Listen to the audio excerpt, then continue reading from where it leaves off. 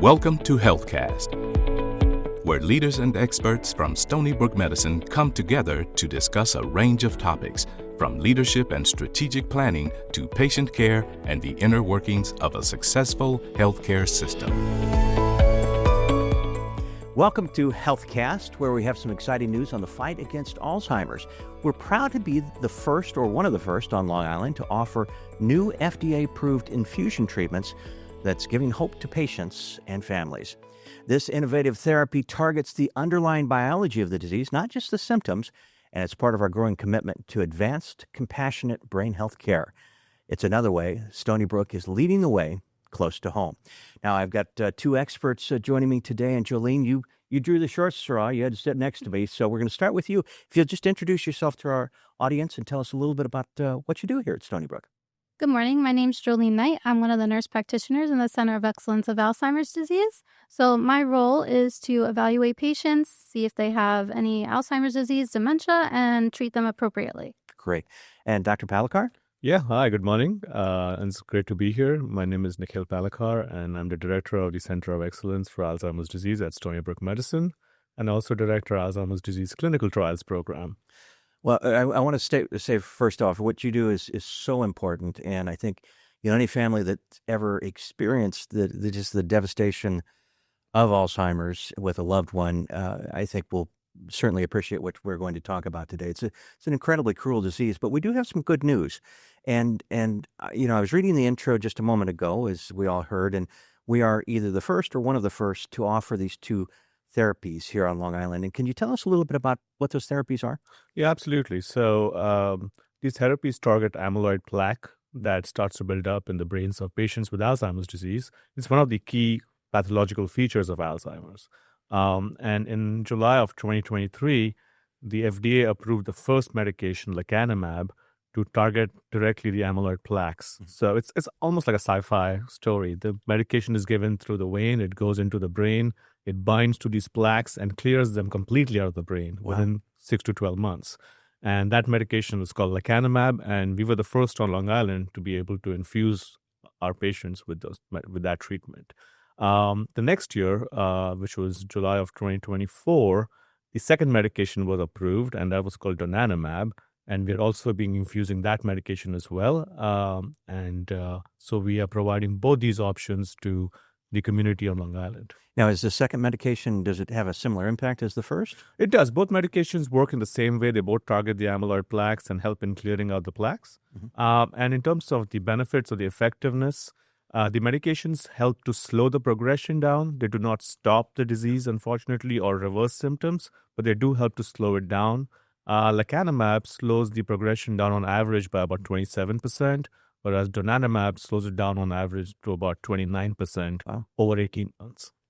So Jolene, tell us about your role in this whole situation and with the department. What do you do, and how do you help patients? So I evaluate new patients to start with. They come in complaining of maybe some minor forgetfulness, repeating themselves, or sometimes advanced dementia. And I do a cognitive assessment. I get medical history, background, family history, and then I start to run some tests. Look for any organic causes by doing blood work, checking vitamin B12 levels, vitamin D, any inflammation in the body. And I also do an MRI of the brain. So I'm looking for any atrophy or some shrinkage or any areas that might cause their symptoms to begin. And then I go from there. And so Dr. Palekar was talking about the plaque. So what exactly does that, and either one of you can answer this question, but what does the plaque do to the brain? So the plaque starts to gradually form about 15 to 20 years before the onset of symptoms. So this is already developing in the brains of patients way long before they actually present to the clinic with even the earliest signs of memory loss, for example. And what the plaque does is it accumulates in the brain and it starts to disrupt brain functioning. It starts to disrupt the neurons or the brain cells from communicating with each other, which is essential for tasks such as retaining information, processing information, planning an organization, attention. All of these very important cognitive tasks that we do every single day are done through a whole network of connections between various parts of the brain, and that gets disrupted due to the buildup of these amyloid plaques. Sure. And Jolene, when you do that initial assessment with people, you mentioned these are people that can be in very early stage, and some are further along. Is it a similar treatment that that the patients would go through? So yes and no. So the Lecanemab and the Kisunla is only approved for mild cognitive impairment or early onset Alzheimer's disease. So when they're advanced, we do have 2 other options of medications that we use. So it really depends on how advanced they are and what stage they are in of their disease. I would like to jump in there Sure. and add to what Jolene just mentioned, is that this is really important for our audience to know, is that these medications are only approved for patients in the very early stages of the disease. So as Jolene mentioned, patients who have mild cognitive impairment due to Alzheimer's disease or mild Alzheimer's. And why is this important? Because this is a progressive illness. And if you don't get diagnosed early and are in the early stage, you won't be able to receive these treatments. It's only approved by the FDA for early stage Alzheimer's. Interesting. And what kind of differences do you see in patients once they start taking the medication? So typically, we don't see any major changes initially, and we do follow up with some cognitive and functional evaluations at about 6 months, and then once a year.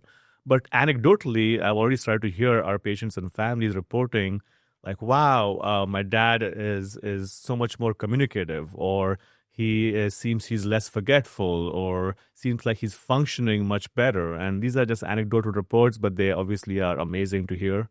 And the families are, very delighted to see some positive changes.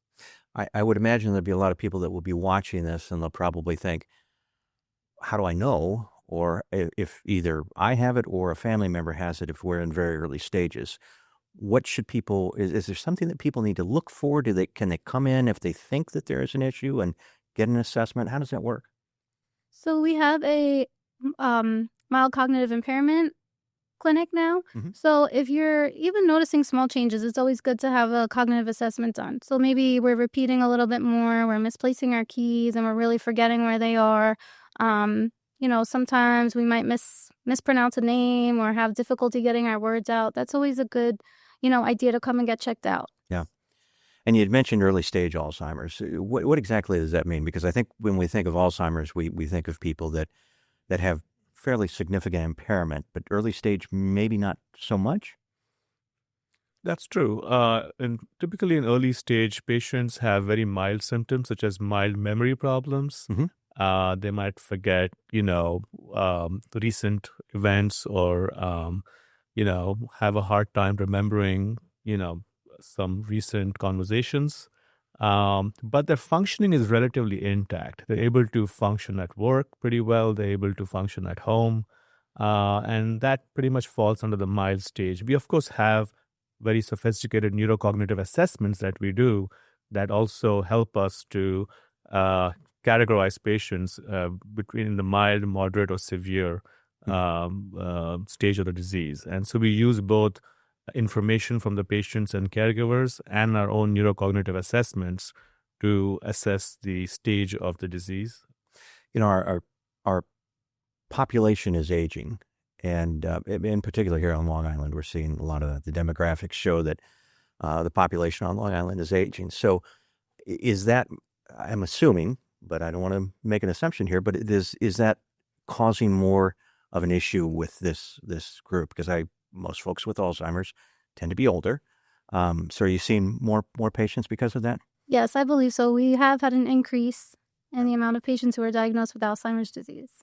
I just think it's so critical that this work is done. Go ahead. Thank you. I appreciate that. And also, it's absolutely true. And Long Island actually happens to be, in New York State, the second largest area of population with 65 and older, Yeah. First being New York City. Mm-hmm. And New York State overall has the second highest patients with Alzheimer's in the country. Oh, wow. I did not realize Mm-hmm. that. So, yeah. And as you said, the population is aging. Yeah. And the population, especially in the age group of 65 and older, is rapidly aging, and or is going to double in the next 20 years. So we're looking at, unfortunately, a lot more patients who are going to show signs of memory problems or other cognitive issues, and potentially have a diagnosis of Alzheimer's disease. And I think that, again, it's to me, it's so important, because this is what I think sets Stony Brook apart from most health systems, healthcare providers. We are an academic medical center, and we are also I think we're really good at working together across the various areas of the institution. And, this is such important work. And I just, the collaboration to me is just so gratifying to see. Yeah, it's a lot of collaboration. I mean, to set up these infusions is no easy task. It took us about 3 to 4 months to get all the players together, because you have to have the clinicians on board who are going to be prescribing the medication, the experts in the field. Then you need to work with the infusion center, which is a MART center, and they have been absolutely fantastic. And you need to work with the pharmacy to procure the medication. Mm-hmm. You need to work with a neuroradiologist to do the MRIs that are needed for these treatments. And so there's a whole team effort through various different departments and divisions that have to come together to make this happen. Well, and again, I think that's kind of the beauty here, then strength. We at a place like this, we have such talented people like the two of you. We can take care of the really basic things, but also the very, very complex things too. And you don't have to go someplace else. And it makes it so much easier. So my goal when these medications were going to come out was to create a hub at Stony Brook for patients on Long Island. Yeah. Because we know this disease is extremely hard on the patients and the families. And to add another barrier of having to travel to the city to receive the treatments, which are every 2 weeks or every 4 weeks, was for me, that was just not realistic.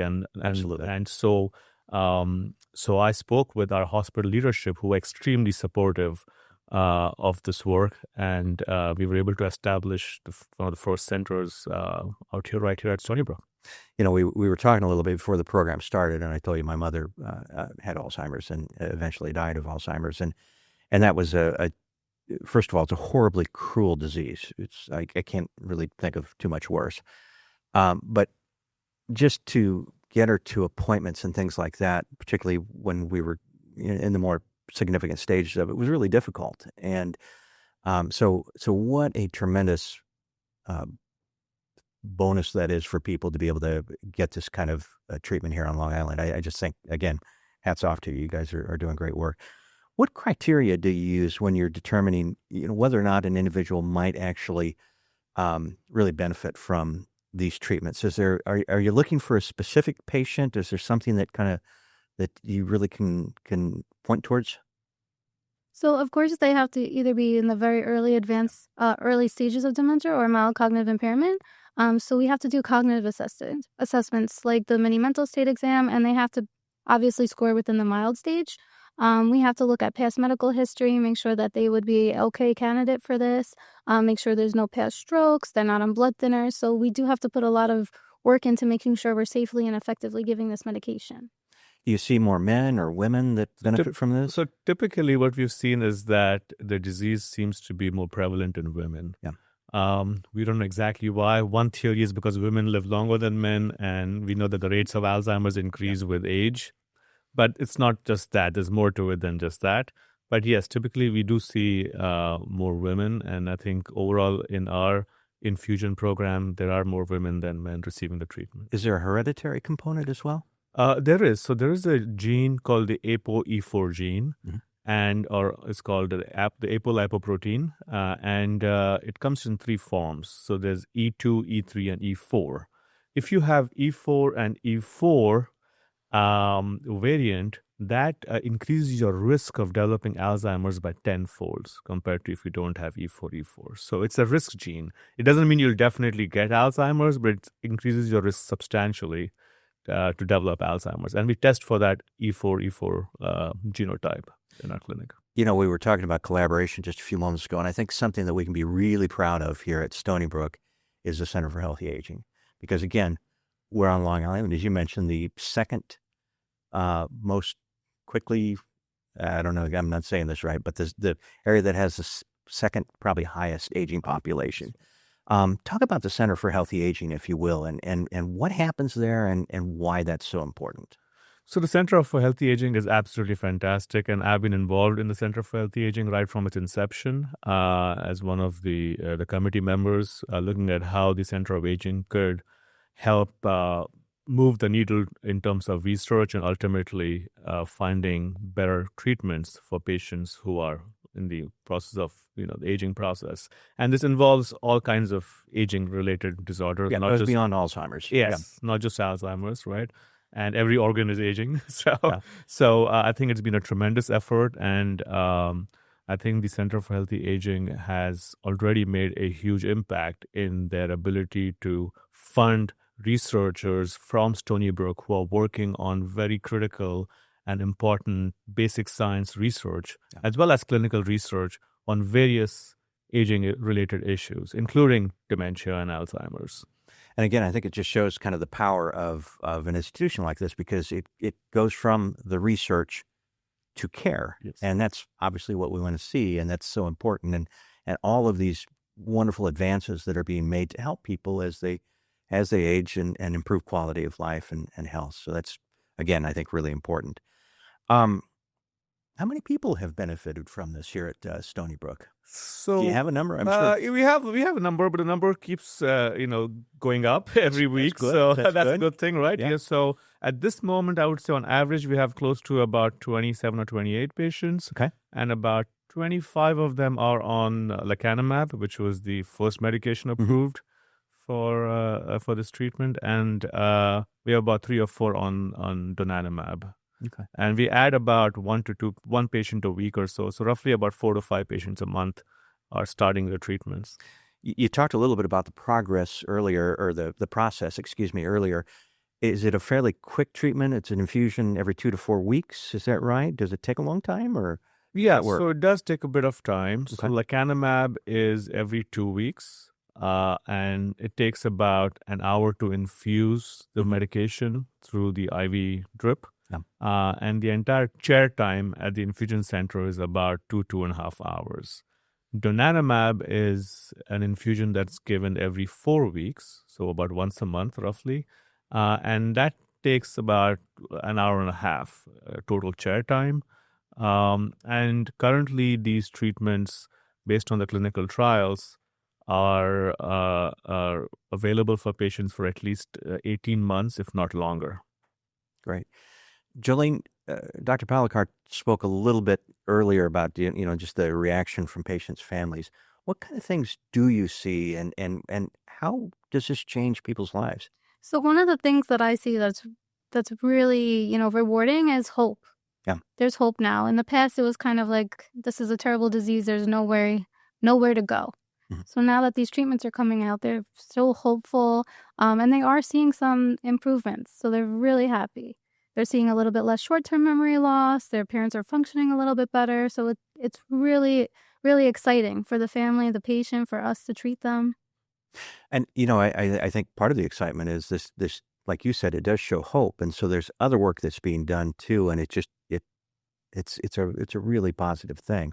And I don't know, Dr. Palakar, you may be able to comment on this, but it seemed like there was a time when, years ago, this has been a long time ago, where there wasn't a lot of hope, but there have been advances recently like this. Oh, absolutely. So just to go back in history a little bit, the last medication that was approved for this condition was in 2003, and which was memantine or Namenda. And we had about 20 years of failures.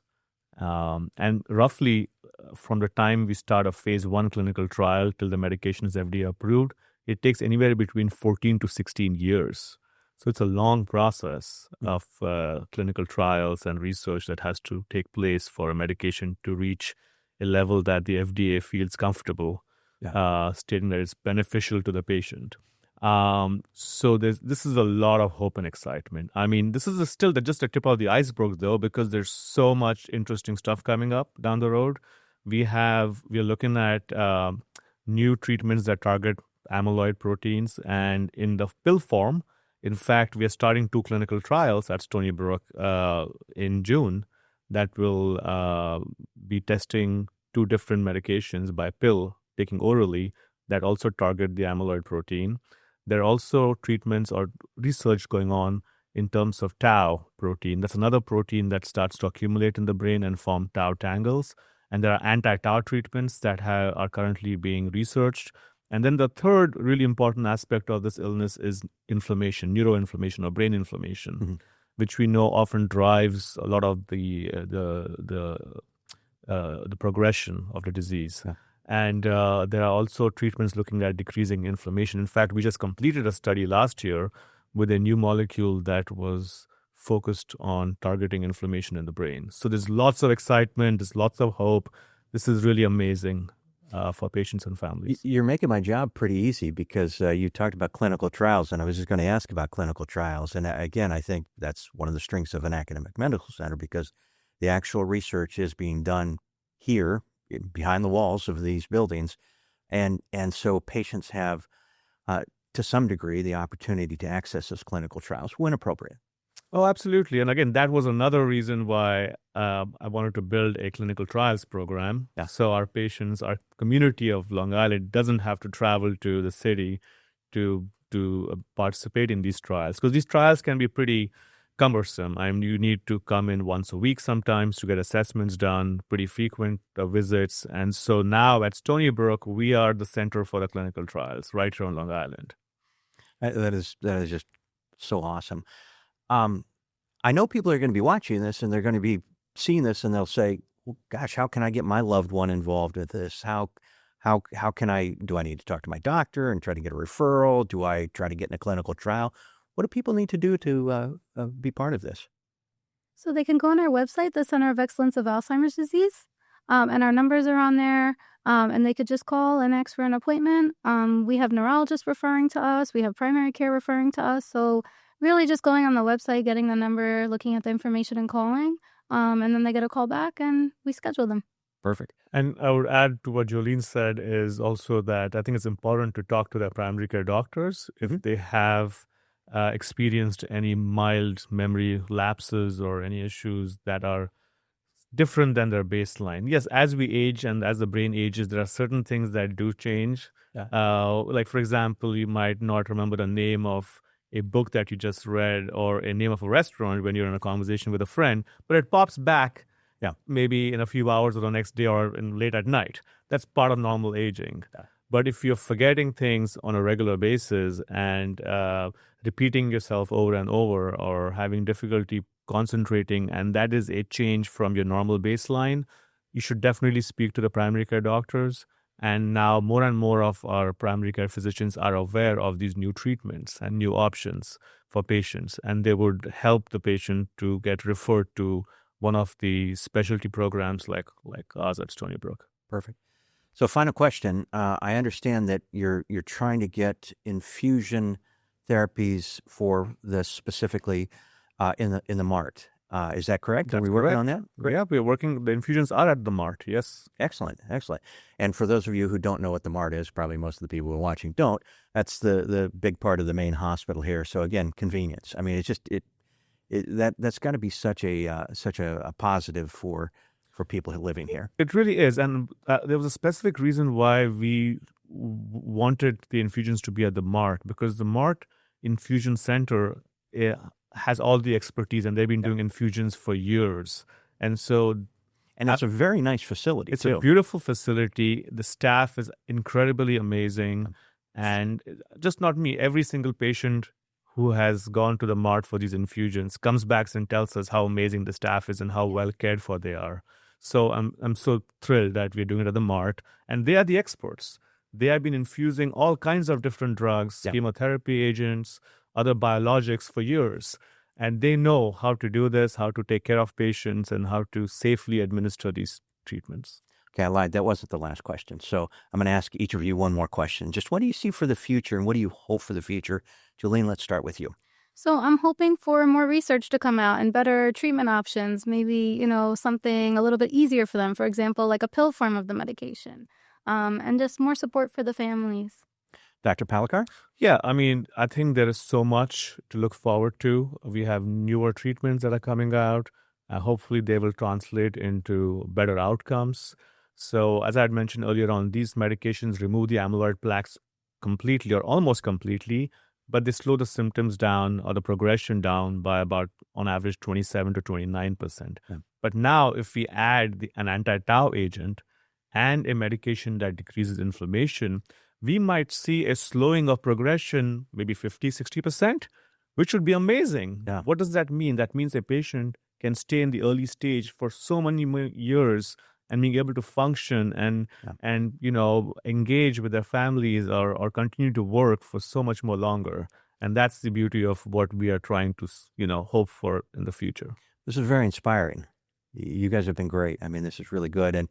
And again, for people who have gone through this or have a family member that's gone through this, it does give hope, and it really gives time back to those families too. So that's exciting. It's just wonderful work. Center for Healthy Aging is a fantastic institution here, and it's really, really exciting to see this. So thank you so much for being on the program. That's it for today's episode of Healthcast. Thanks for tuning in. If you found this episode helpful, and I would think you probably did, share it with a friend, and please be sure you subscribe for more health tips that keep you educated and empowered. Until next time, stay informed and stay healthy. Stony Brook Medicine is Long Island's premier academic medical center. We transform lives through scientific discovery, education, and care, and we bring together innovative research, advanced education, and extraordinary healthcare expertise to set the standard for how healthy communities thrive. For more information, visit stonybrookmedicine.edu or follow us on social media. Stony Brook Medicine on Instagram, Threads, Facebook, YouTube, and LinkedIn, and Stony Brook Med on X.